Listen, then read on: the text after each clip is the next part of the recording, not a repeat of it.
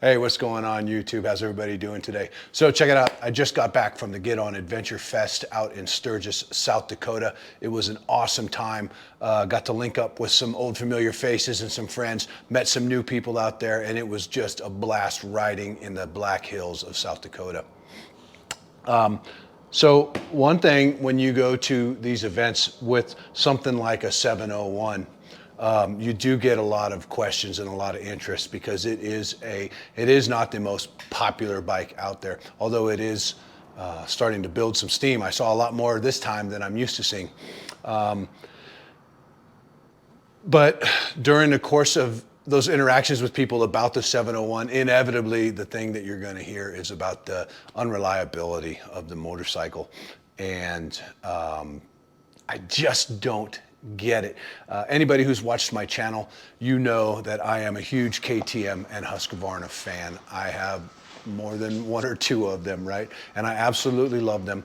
And I will say this, I have had zero maintenance issues with any of my KTM brand motorcycles, all right? And so in this video today, what I want to do is discuss some of the simple things that you should do every time you come home from an outing, like a 3 or 4 or 5 day adventure, or get together, or whatever you're doing when you're riding this bike hard.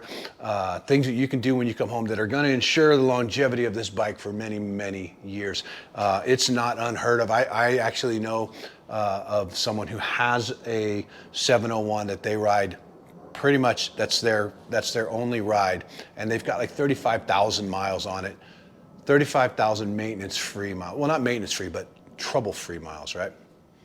So what I hope to do in this video is to just go over a few really basic, simple things that you can do every time you come home from a ride that are going to keep this bike in tip-top shape and keep it running for years to come, all right? And we're going to get into that in just a moment, but before we do, I got to do a little bit of business. If you like the channel, if you like what I'm putting out there, please do me a huge favor. Go and hit that like button right now. The YouTube algorithm has changed. They want to see those like buttons hit at the beginning of the video. It will help me get me into the circulation and help this channel grow. And while you're at it, don't forget to subscribe to the channel. Hit that notification bell so you know when I put out any new content.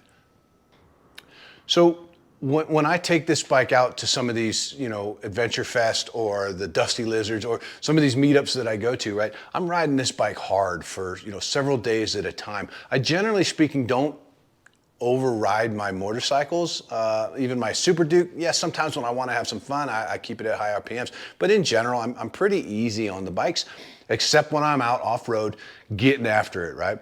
And those times I'm riding it really hard for 2, 3, 4, 5 days at a time. So the first thing I do when I get it back home is always, you got to get it clean, right? Because you don't know what you're looking at if it's not clean. All right. So what I will generally do is I will take off any unnecessary stuff that's on the bike.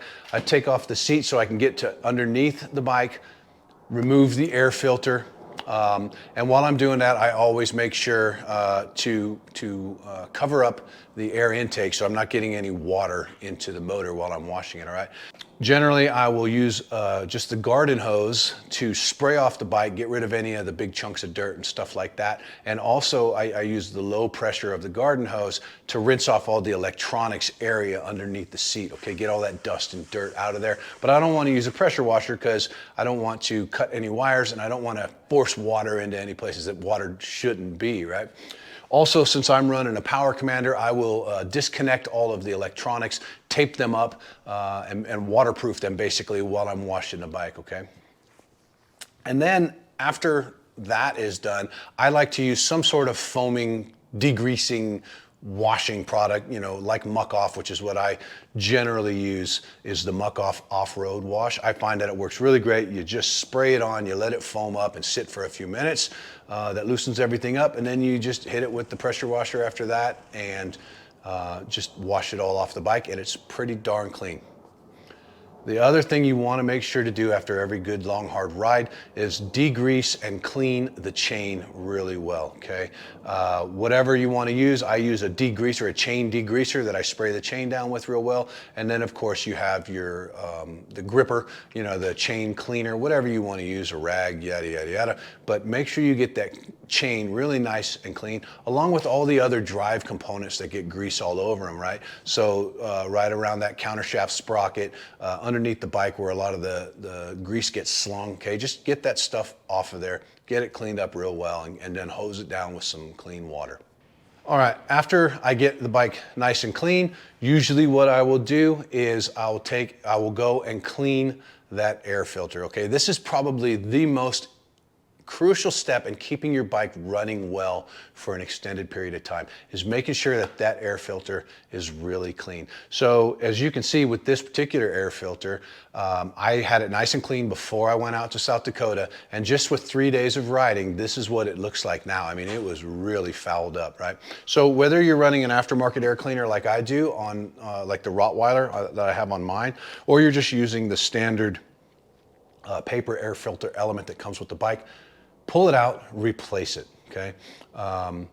Get a good, fresh, clean air filter on the bike, all right? Because your engine's been working hard and you want to get a good air filter on there.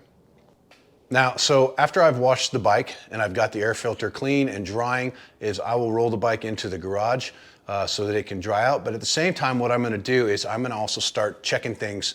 The first thing I usually do is I will, since I've got the chain nice and clean and degreased, is I'll pull that back wheel off, check the axle shaft to make sure that it is lubricated. Well, I'll clean it off and then re-lubricate it. Check for any scoring or marring that's on the axle shaft, and the bearings and races in the rear wheel, okay? Once that's done, I'll go ahead and put the wheel back on, and then I'll move to the front and do the same thing on the front wheel. Pull the wheel off, check the brake disc, check that axle shaft, check those bearings and races, also checking the front forks for any sort of signs of leakage, okay? You can also take like a little credit card, or they actually make those fork seal cleaners that you run up underneath the fork seals and get those cleaned out, and it's just gonna give you a little peace of mind that the next time you're out riding, you're not gonna bust a fork seal or something like that, right? Okay, after I've got that done, what I do next is what I consider probably of equal importance with the cleaning the air filter, and that's changing the oil. Now, Husqvarna says that the 701 oil change intervals is 6,000 miles. Now, I'm not an engineer. I didn't create this LC4 motor, but to me, that is just ludicrous to think that you're gonna go 6,000 miles in between oil changes. Generally speaking, when I'm riding this bike, I'm riding it in extreme conditions, right? Sometimes I'm in the dusty environments like Moab, where I just recently rode, or even in the Black Hills this particular trip, it was so dusty out there. Or I'm up in the high mountain passes of Colorado, up above 13,000 feet, where the air is thin and dry, right? So when you have thin, dry air, what do you have also? You have high combustion heat inside that cylinder, right? It's only a single cylinder, it's working super hard, and you're pushing it to its max. To think that you can go 6,000 miles doing that, right? I go and I ride, I do all that torture test on the motor, then come home and let it sit for a few weeks, then go out and do it again. It's just inconceivable that that oil is still gonna be good, right? The other thing is, like this particular motor, as with many off-road bikes, the oil does not only lubricate the crankcase, but the transmission as well, right? So it's going through that clutch, it's going through all these different passages in the motor. As you can see, when I changed this oil, it was black, and I changed it just before I went out to South Dakota, right? So just with about 500 miles of riding, that oil was black and nasty. It needs to be changed, okay? Yes, oil is expensive, the filters cost some money, but not as much as replacing the bike or having to replace the motor if you blow it, right? So to me, totally worth changing the oil every time you go out and take this bike out for a few days of hard riding. Some people like to do it every 1,000 miles.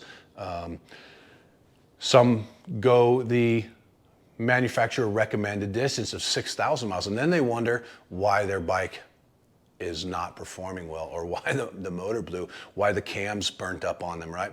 Because you're running at, you know, max RPMs with old crappy oil in the motor. It's not gonna work.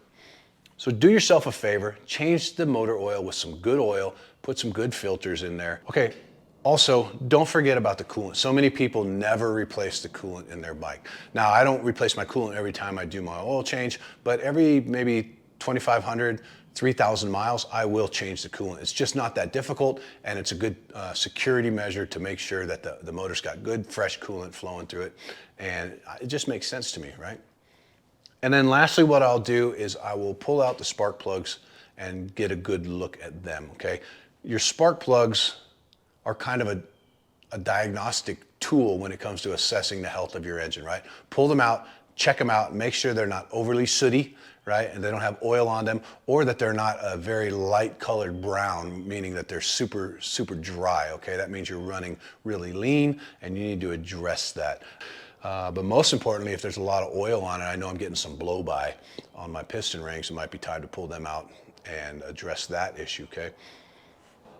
So basically, if you just do these few simple things every time you come back from a good hard ride on your bike, you are going to ensure that these bikes last, God knows how long they can last if you treat them right, okay? Again, they are high revving, high performance motors, and you should be riding them as such. It's no fun to just lug it around town. You have a high performance machine here, you might as well use it to its capacity, right?